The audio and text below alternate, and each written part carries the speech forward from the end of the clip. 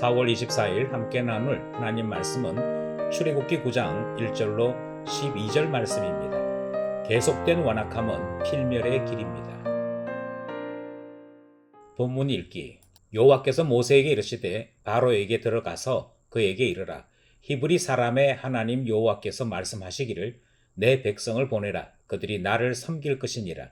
내가 만일 보내기를 거절하고 억지로 잡아두면 여호와의 손이 들에 있는 내 가축 곧 말과 나귀와 낙타와 소와 양에게 더하리니 심한 돌림병이 있을 것이며 여호와가 이스라엘의 가축과 애굽의 가축을 구별하리니 이스라엘 자손에게 속한 것은 하나도 죽지 아니하리라 하셨다 하라 하시고 여호와께서 기한을 정하여 이르시되 여호와가 내일 이 땅에서 이 일을 행하리라 하시더니 이튿날에 여호와께서 이 일을 행하시니 애굽의 모든 가축은 죽었으나 이스라엘 자손의 가축은 하나도 죽지 아니한지라. 바로가 사람을 보내어 본즉 이스라엘의 가축은 하나도 죽지 아니하였더라. 그러나 바로의 마음이 완강하여 백성을 보내지 아니하니라. 여호와께서 모세와 아론에게 이르시되 너희는 화덕의 제 두 웅큼을 가지고 모세가 바로의 목전에서 하늘을 향하여 날리라. 그 재가 애굽 온 땅의 티끌이 되어 애굽 온 땅의 사람과 짐승에게 붙어서 악성 종기가 생기리라. 그들이 화덕의 재를 가지고 바로 앞에 서서 모세가 하늘을 향하여 날리니 사람과 짐승에게 붙어 악성 종기가 생기고 요술사들도 악성 종기로 말미암아 모세 앞에 서지 못하니 악성 종기가 요술사들로부터 애굽 모든 사람에게 생겼습니다. 그러나 여호와께서 바로의 마음을 완악하게 하셨으므로 그들의 말을 듣지 아니하였으니 여호와께서 모세에게 말씀하신과 같더라. 전체 구조와 본문 관찰하기. 오늘 본문은 5번째 가축에 대한 죽음 재앙과 6번째 악성 종기 재앙에 대한 말씀입니다. 재앙 선언과 재앙이 같이 전달되는 형식을 가지고 있습니다. 재앙이 직접적으로 죽음을 동반하는 심각한 수준으로 나타난다 하는 특징도 가지고 있고요. 이 두 재앙의 끝부분이 거의 비슷합니다. 바로가 완악하여 말을 듣지 아니했다 하는 구조를 가지고 있지요. 5번째 재앙, 6번째 재앙에 대한 말씀을 관찰해 보도록 하겠습니다. 가축의 죽음 재앙에 대해 살펴보려고 하는 것인데요. 3절 말씀해 보니까 가축들에게 돌림병이 번진다라고 말씀하시지요. 이것이 돌림병으로만 끝나지 아니하고 죽음으로까지 연결이 됩니다. 가축의 죽음이 이집트인들에게는 대단히 큰 충격이 됩니다. 이유는 이집트 사람들은 일찍 농경 문화를 이루었습니다. 농경 문화를 이루면서 그 농사와 관련되어 있는 많은 가축들을 우상시도 하고 신성시도 하는 그들만의 종교 문화를 만들었던 것이지요. 그래서 염소, 양, 소 이와 같은 가축들을 귀하게도 생각했고 신으로까지 여겨지는 그들의 문화를 만들어내었던 것입니다. 그런데 그 모든 가축이 죽었다라고 3절이 설명하고 있습니다.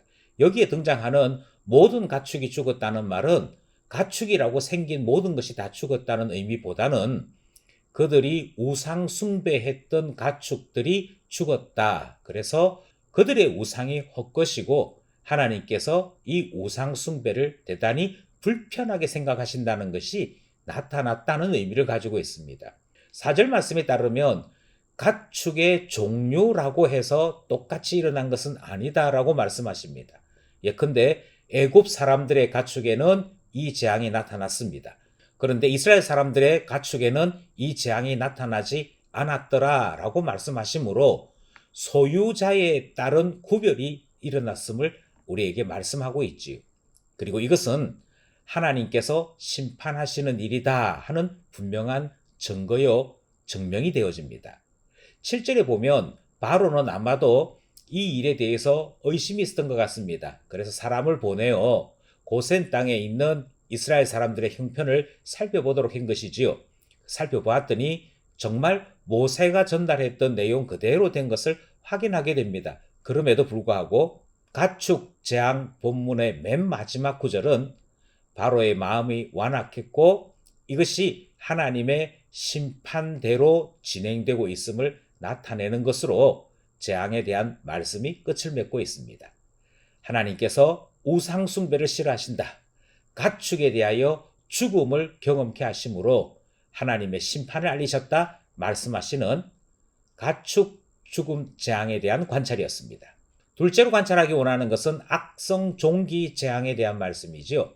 8절 말씀에 보면 화덕의 거름을 악성 종기로 퍼뜨리는 것으로 나타나고 있습니다.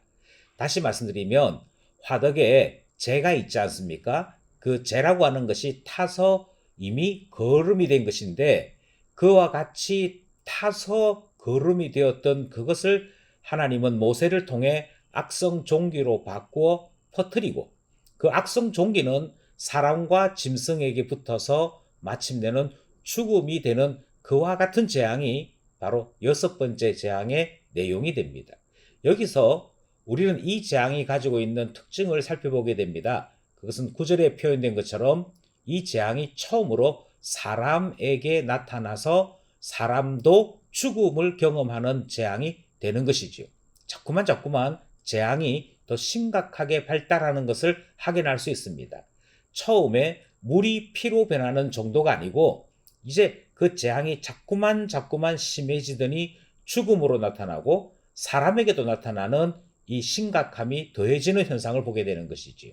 어느 정도 심각해졌느냐? 11절 말씀에 따르면 요술사들이 앞에 있던 재앙들을 흉내내었으나 이 악성 종기로 말미암아 모세 앞에 서지조차 못했다라고 설명하고 있습니다. 본문의 표현상 독특한 점은 요술사들이 바로 앞에 서지 못했다라고 말하지 않고 모세 앞에 서지 못했다라고 이야기하므로 이 둘 사이의 싸움에서 요술사들이 패하고 모세가 승리했음을 표현하는 말씀이 등장을 합니다. 그럼에도 불구하고 12절 말씀에서는 여전히 바로가 완악하여 이스라엘 백성들을 보내지 아니했다라고 말씀하고 있고요.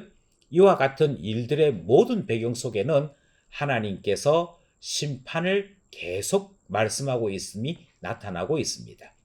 여기까지 본문 관찰이었습니다. 본문 이해와 해석하기.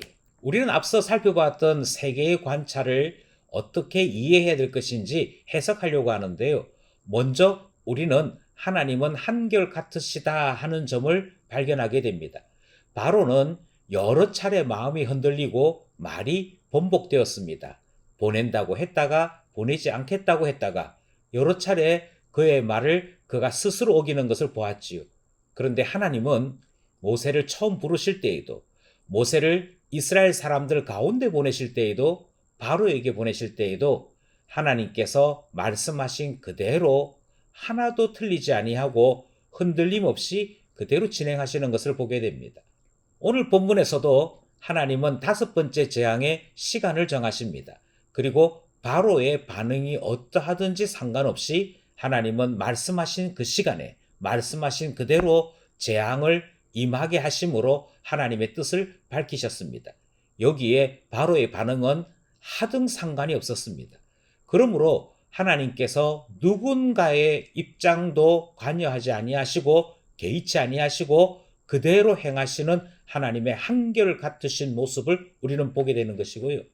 하나님께서 한결같으신 바로 이 사실로 인해 우리는 하나님을 신실하다, 어제나 오늘이나 동일하시다라는 고백을 하나님께 돌리는 것이지요. 하나님은 한결같으심을 우리는 본문을 통해 발견하는 것입니다.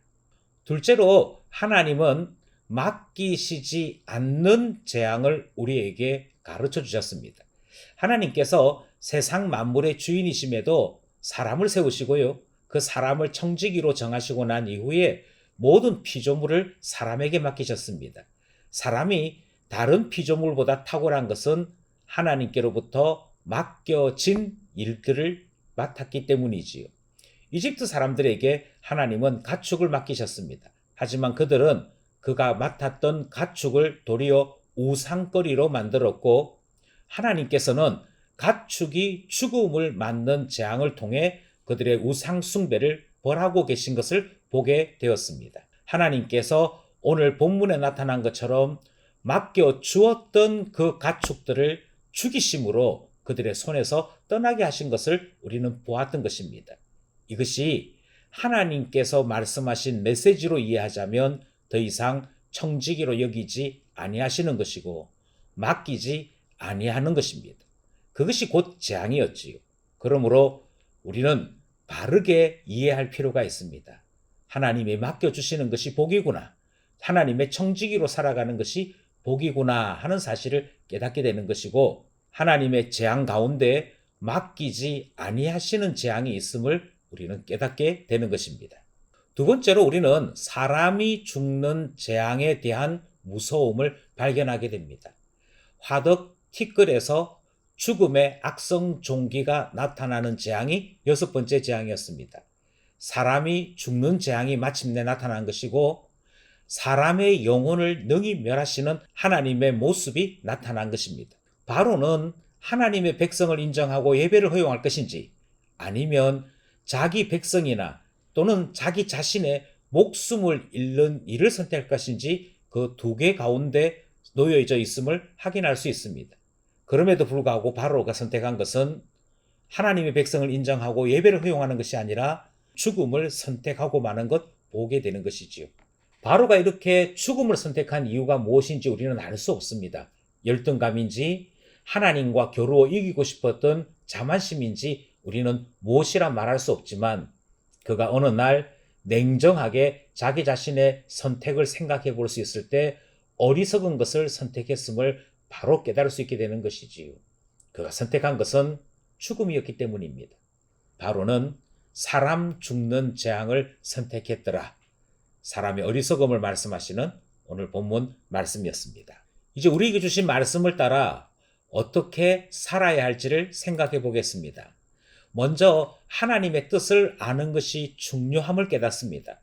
바로가 어떻게 반응을 하든 하나님은 하나님의 뜻을 보이시고 그대로 이루시는 분이셨습니다. 나의 인생에서도 하나님의 뜻을 발견하는 일이 무엇보다 중요한 것을 깨닫습니다. 왜냐하면 하나님은 그때와 같이 여전히 오늘날에도 하나님의 뜻을 보이시고 한결같이 하나님의 뜻을 따라 역사하시기 때문입니다. 그러므로 나의 인생 가운데 하나님의 뜻이 무엇인지를 아는 일은 한결같이 역사하시는 하나님의 그 역사를 미리 아는 일이 되기 때문이지요. 모든 신자는 하나님의 뜻을 아는 일에 집중해야 할 것입니다. 하나님은 한결 같으신 분이기 때문이지요. 둘째로 우리는 맡기신 것으로 하나님께 영광 돌려야 할 것을 깨닫게 됩니다. 하나님께서 맡겨주신 가축을 우상으로 만들었더니, 그래서 하나님께 대하여 죄를 지었더니 하나님은 가축을 죽음 재앙으로 벌하셨고 애굽 사람들에게도 동일하게 재앙을 내리신 것을 확인할 수 있었습니다. 우리에게도 하나님은 많은 것을 맡겨주셨습니다.